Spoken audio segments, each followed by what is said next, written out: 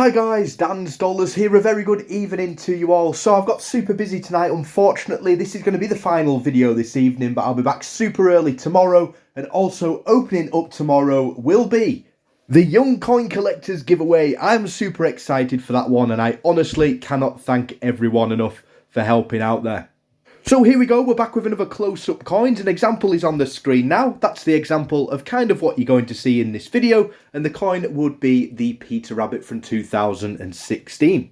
Now we're going to go through all five together. I have tried to make this one probably the hardest yet. You are actually going to see the edges of the zoomed in coins. 5 coins again, some of them are in UK circulation, some of them are past coins, and some of them are also 50p's that aren't released for circulation as well. I really have mixed this one up. Hopefully you do enjoy it. Sorry if it is super difficult, but I just want to do one where no one gets them all right, and it doesn't seem to be happening. Maybe this is the one, but I honestly do believe that most people's coin knowledge at home is probably better than mine, and I honestly can't believe how everyone keeps getting these right.